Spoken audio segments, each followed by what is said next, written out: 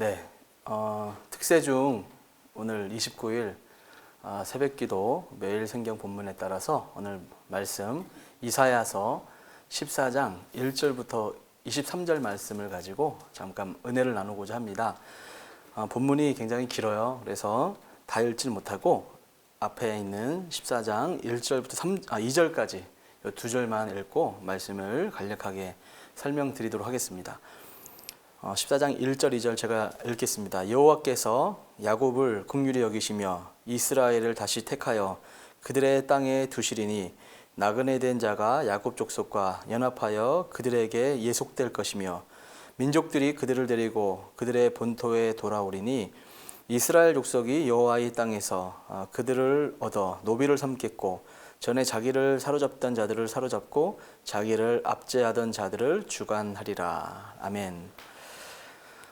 오늘 말씀 제목을 역사가 하나님께 달려있다라고 잡았습니다. 오늘 말씀을 쭉 보게 되면 역사 관련된 이야기들이 쭉 나오게 됩니다. 역사가 겉보기에는 정치적으로 또 경제적인 어떤 힘을 가지고 있는 사람들에 의해서 움직여지는 것만 같아 보이죠.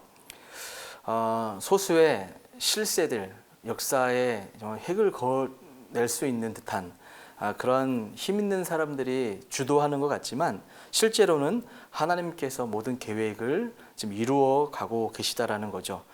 믿음은 바로 이것을 믿는 겁니다. 믿는 사람들은 그분의 뜻과 의지가 실현되고 있는 것을 믿으며 믿음으로 반응을 하는 것이죠. 오늘 본문 말씀을 쭉 보게 되면 1절부터 23절까지 일단은 제가 좀 구분해 드릴게요. 방금 우리가 읽었던 1, 2절 말씀은 이제 이스라엘의 회복에 대한 말씀을 하고 있습니다. 이사야에서 이스라엘 백성들이 이제 곧 잡혀가게 되고 이제 어려운 상황 가운데 있게 될 터이지만 곧 이스라엘이 또 회복될 것이다라는 것을 말씀을 하는 건데요. 이제 앞으로 있을 일에 대해서 이사야가 예언을 하고 있는 것이죠. 그래서 1, 2절은 이스라엘의 회복에 관한 말씀이, 특별히 1절은 이스라엘의 귀향에 관한 말씀입니다. 그리고 2절을 보면 역전된 운명이 이제 보여지는 거예요. 그러니까 이스라엘이 이제 해방이 되게 되고 반대로 이 바벨론은 멸망을 하게 될 것이다라고 하는 이런 말씀을 하고 있고요. 3절부터 23절까지 말씀은 바벨론 왕에 대한 애가를 부르는 말씀이 쭉 나와요. 3절, 4절을 보면 사실상의 서술적인 도입부 부분이라고 볼 수가 있고 4절부터 21절까지는 이제 조롱의 노래가 나옵니다. 이스라엘 백성들이 조롱의 노래를 불러요. 그리고 이제 맨 마지막 22, 23절 보게 되면 바벨론의 멸망에 관한 말씀을 하고 있습니다. 자, 그런 의미에서 여호와께서는 열국을 심판하는 그 날이 오실 거다라고 말씀을 하는데 열국을 심판하는 그날이 이스라엘에게는 구원의 날이 됩니다. 그것은 전적으로 하나님의 긍휼하심의 결과다라는 것을 말씀하고 있습니다. 자, 그때에 이스라엘의 하나님을 인정하여 고백하는 자들도 그 회복의 축복에 참여하게 될 것이다라는 것을 말씀을 하고 있는 거죠. 이스라엘을 업신여기고 또 압제하던 자들은 이스라엘의 그 본토행, 즉 이스라엘이 해방을 맞아 이제 예루살렘으로 돌아오게 될 때 열방을 통치했던 이 바벨론의 이 사람들이 이스라엘 백성들의 이 길잡이가 되어주고 섬기게 되는 일이 오게 될 것이다라는 것을 1절, 2절에서 말씀을 하고 있어요. 자, 믿기지 않는 역전이 이스라엘 백성들 앞날 가운데 이제 펼쳐지게 된다. 그런 역사가 기다리고 있다라는 것을 말씀을 하고 있는 거죠. 우리 사랑하는 성도 여러분, 우리가 예수님을 믿고 하나님을 섬기다 보면 이 땅의 삶이 세상의 권세 잡은 자들에게 억압당하는 것만 같고 하나님의 뜻대로 살기보다는 현실에 매여서 우리 마음대로 살아가지 못할 때가 있어서 낭망할 때가 있죠. 그럴 때 오늘 이 말씀을 꼭 기억했으면 좋겠습니다. 때가 되면 하나님께서 이제 움직이시겠다라고 계획하시고 또 그 날이 딱 시작되기만 하면 역전이 이루어진다라는 겁니다.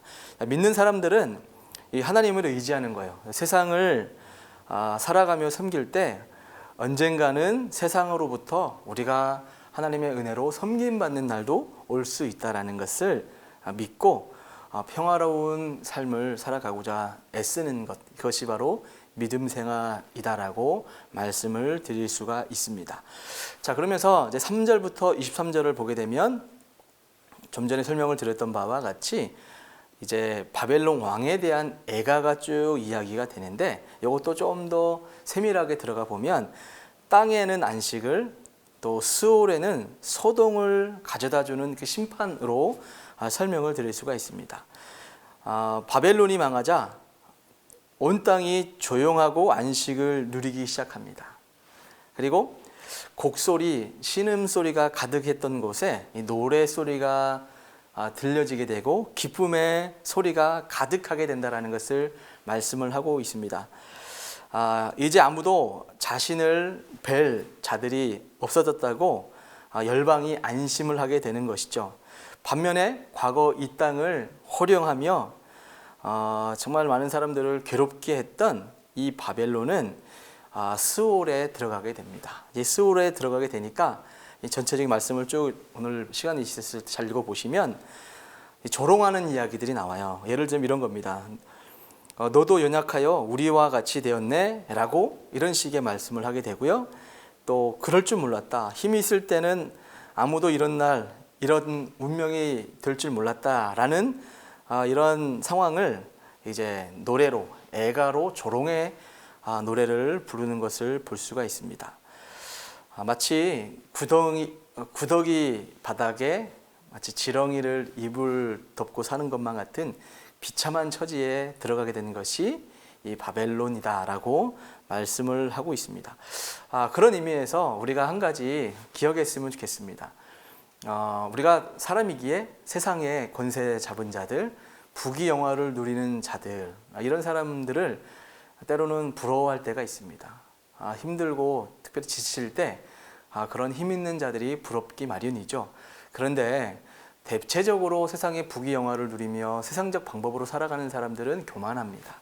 하나님을 경외하지 않고 하나님의 뜻대로 살아가지 않습니다. 이런 사람들은 언젠가 심판을 받게 되는 날이 오게 된다는 거예요. 그래서 우리는 앞으로 세상적인 관점에서 부귀영화를 누리는 사람들을 부러워하지 말고 이 땅에 주신 상황 가운데 감사하며 자족하며 살아가는 것이 믿음의 자세다라고 말씀을 드릴 수가 있습니다. 마지막 한 꼭지를 또 말씀을 드린다면 이제 후반부 말씀입니다. 이제 다시는 일어나지 못하게 될 그 심판에 대한 말씀을 하고 있는 거죠. 그러니까 바벨론은 기세등등했습니다. 그때 당시 이스라엘 백성들을 압제했던 나라입니다. 그 어느 누구도 바벨론이 멸망할 것이다라는 것은 예측하지 못했습니다. 그런데 하나님의 심판으로 말미암아 이 바벨론이 멸망을 하게 되죠. 가장 높은 곳에 있다가 가장 낮은 곳으로 추락하여 그들을 두려워했던 그 많은 사람들이 도리어 그 모습을 보며 놀라게 된다라는 것을 말씀을 하고 있습니다. 가장 영광스러운 자리에서 시신도 매장되지 못할 만큼 수치스러운 자리로 떨어지게 되었다라는 거죠. 고대 근동 역사에서는 이제 왕이 죽게 되면 그 시신이 이제 장례를 잘 치르게 되는 매장시킬 수 있는 장례지가 있는 것이죠. 그런데 그 시신까지도 거두지 못하고 비참하게 죽음을 당하는 이런 바벨론의 죽음을 말씀을 하고 있습니다. 조상의 죄로부터 차곡차곡 가증한 죄들이 쌓여서 그들의 후손들까지도, 이 바벨론의 후손들까지도 자취가 사라질 만큼 하나님의 심판이 임하게 된다라는 것을 말씀을 하고 있습니다.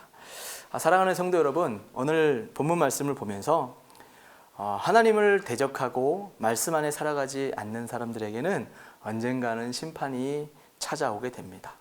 그러나 지금 현재 고통 가운데 하나님을 경외하며 믿음대로 살아간다고 하지만 억압되어져 있고 힘든 역경 가운데 있었다 할지라도 하나님은 때가 되시면 심판을 시작하시고 또 이스라엘 백성 입장에서는 구원, 회복의 역사가 분명히 찾아온다는 것을 꼭 기억하면서 오늘 하루 하나님을 꼭 붙잡았으면 좋겠고요.